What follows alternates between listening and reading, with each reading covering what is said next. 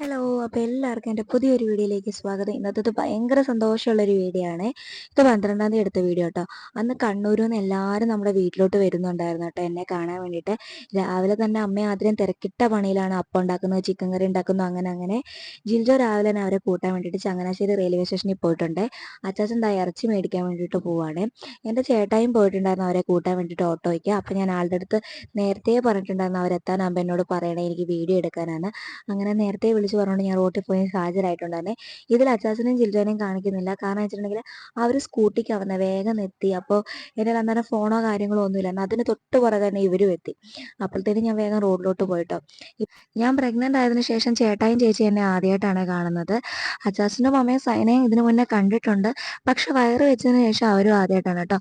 അങ്ങനെ കണ്ണൂരിൽ നിന്ന് എനിക്ക് കുറേ പലഹാരങ്ങളൊക്കെ കൊണ്ടുവന്നിട്ടുണ്ടായിരുന്നു. അതെല്ലാം എടുത്ത് തന്നെ ജിൽജോ കാണിച്ചു തരുവാണേ. അമ്മ ഇട്ട അച്ചാറും പിന്നെ വീട്ടിലുണ്ടായ റംബുട്ടാനും അങ്ങനെ കുറേ ഉണ്ടായിരുന്നു കേട്ടോ. അതെല്ലാം ടേസ്റ്റും നോക്കി. പിന്നെ ഞാൻ ബാംഗ്ലൂരിൽ നിന്ന് നേരെ ഇങ്ങോട്ടാണ് വന്നത്, കോട്ടയത്തിനാണ് വന്നത്, കണ്ണൂരോട്ട് പോയില്ലായിരുന്നു. അപ്പം നമ്മൾ ഒന്നിച്ചിരുന്ന് ഭക്ഷണമൊക്കെ കഴിച്ചിട്ടും വർത്താനമൊക്കെ പറഞ്ഞിട്ടും കുറേ നാളായിരുന്നു കേട്ടോ.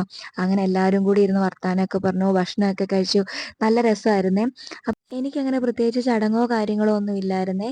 അപ്പോൾ എന്നാണോ കണ്ണൂരിൽ നിന്ന് എല്ലാവരും വരിക അന്നേരം നമുക്ക് വീട്ടിൽ എന്തെങ്കിലും പരിപാടി വെക്കാനായിരുന്നു പ്ലാൻ ചെയ്തത് വീട്ടിൽ.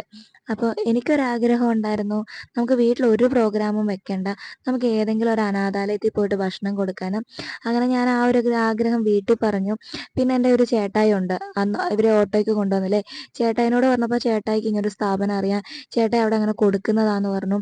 അങ്ങനെ അത് ഹസ്ബൻഡിനോട് സംസാരിച്ചു, ആളുടെ വീട്ടിൽ സംസാരിച്ചു. അപ്പോൾ എല്ലാവർക്കും ആ ഒരു തീരുമാനത്തിനൊപ്പം നിന്നു കേട്ടോ. അപ്പോൾ നമ്മൾ ഇന്ന് പോകുന്നത് കൊടുങ്ങൂരിനടുത്തുള്ള പുണ്യം എന്ന് പറയുന്ന സ്ഥാപനത്തിലേക്കാണ്. അതുപോലെ തന്നെ ഞാൻ എൻ്റെ 2-3 ഫ്രണ്ട്സിനോടും ചോദിച്ചു, ഇങ്ങനെ ചെയ്യുന്നതുകൊണ്ട് എന്തെങ്കിലും കുഴപ്പമുണ്ടോടി എന്ന്. അപ്പോൾ അവരും പറഞ്ഞു, ഇടി നല്ല കാര്യമാണെന്ന് കേട്ടോ. ആരും ഒരു എതിരഭിപ്രായവും പറഞ്ഞിട്ടില്ലായിരുന്നു. അങ്ങനെ നമ്മൾ അവിടെ എത്തിയേ. നമ്മുടെ കൂടെ വേറെ റിലേറ്റീവ്സോ കാര്യങ്ങളോ ഒന്നുമില്ല.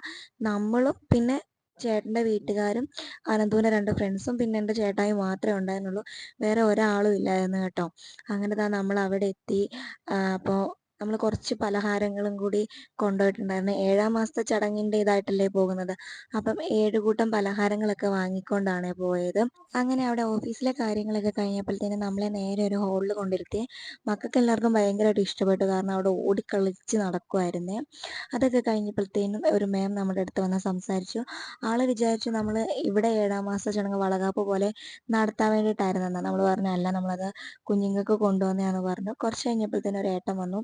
നമ്മളത് 2 കൂടി അത് ആൾക്ക് കൈമാറി കേട്ടോ. ഭയങ്കര സന്തോഷമൊക്കെ ഉണ്ടായിരുന്നു. പിന്നെ കുഞ്ഞുങ്ങൾ 1 മണിയൊക്കെ ആകും വരുമ്പോൾ, എന്നിട്ട് അവരും കൂടെ വന്നിട്ട് നമുക്ക് ഭക്ഷണം കഴിക്കാമെന്ന് പറഞ്ഞു. നമ്മളവിടെ ഭക്ഷണമൊക്കെ അവരാക്കിയിട്ടുണ്ടായിരുന്നു. അങ്ങനെ കുറച്ച് നേരം കഴിഞ്ഞപ്പോഴത്തേനും അവരെത്തി. അപ്പോഴത്തേനും നമ്മളെ വിളിച്ചു, കിച്ചണിലോട്ട് വിളിച്ചു വരാൻ വേണ്ടി, ഡൈനിങ് ഹാളിലോട്ട്. അങ്ങനെ നമ്മളത് അങ്ങോട്ട് പോവാണേ. അപ്പോൾ നമ്മളെ കാത്ത് കുറേ കുഞ്ഞു മക്കളും അപ്പൂപ്പന്മാരും അമ്മമ്മമാരും ഒക്കെ ഉണ്ടായിരുന്നു കേട്ടോ. അങ്ങനെ നമുക്ക് വേണ്ടിയിട്ട് ഭക്ഷണം എല്ലാവരും ആക്കി വെച്ചിട്ടുണ്ടായിരുന്നു. അങ്ങനെ ഭക്ഷണമൊക്കെ വിളമ്പി. പിന്നെ പ്രാർത്ഥനയ്ക്ക് ശേഷം മാത്രമേ കഴിക്കാൻ പാടുള്ളൂ എന്ന് പറഞ്ഞു കേട്ടോ. പിന്നെ ഉണ്ടാവട്ടെ എന്ന് ഈ അന്നദാനത്തിലൂടെ പ്രാർത്ഥിക്കാം. നല്ല ഭക്ഷണമായിരുന്നു, നമുക്ക് എല്ലാവർക്കും നല്ലപോലെ ഇഷ്ടപ്പെട്ടു. പിന്നെ പ്രാർത്ഥിക്കുന്ന സമയത്ത് നമുക്ക് കണ്ണൊക്കെ ഒന്ന് നിറഞ്ഞു കേട്ടോ. കാരണം ഇത്രയും മക്കളുടെയും അപ്പൂപ്പന്മാരുടെയും അമ്മമാരുടെയും ഒക്കെ ഒരു പ്രാർത്ഥനയും ബ്ലെസ്സിങ്ങും ഒക്കെ അല്ലേ നമ്മുടെ കുഞ്ഞിന് കിട്ടുക. അപ്പോൾ അതൊക്കെ ഒന്ന് ആലോചിച്ചിരുന്നു. പിന്നെ നമുക്ക് അങ്ങനെ വലിയ സങ്കടമൊന്നും വരില്ല. കാരണം അത്രയും അടിപൊളിയിലാണ് അവരെ നോക്കുന്നത് എല്ലാവരും. അത്രയും നല്ല നീറ്റ് ആൻഡ് ക്ലീൻ ആയിട്ടുള്ള സ്ഥലമാണത്. എല്ലാം കൊണ്ടും അടിപൊളിയാണ് കേട്ടോ. നമ്മൾ പറയൂലേ, നമ്മുടെ മനസ്സും വയറും ഒക്കെ നിറഞ്ഞു എന്ന്, അത് സത്യമാണ് കേട്ടോ. അപ്പം ഒത്തിരി ഒത്തിരി ഒത്തിരി എനിക്ക് പറയാൻ വാക്കുകളില്ല, അത്രയും സന്തോഷമുള്ളൊരു ദിവസമായിരുന്നു അന്ന്. നമ്മളെല്ലാവരും കൂടെ പോയി അവിടെ കൂടിയതൊക്കെ കേട്ടോ. എല്ലാവരോടും അങ്ങനെ യാത്രയൊക്കെ പറഞ്ഞ് നമ്മൾ അവിടുന്ന് ഇറങ്ങി കേട്ടോ. അപ്പം ഇത്രയും ഉണ്ടായിരുന്നുള്ള എൻ്റെ വീഡിയോ. ഇഷ്ടപ്പെട്ടാൽ ലൈക്ക് ചെയ്യാനും ഷെയർ ചെയ്യാനും സബ്സ്ക്രൈബ് ചെയ്യാനും മറക്കരുതേ.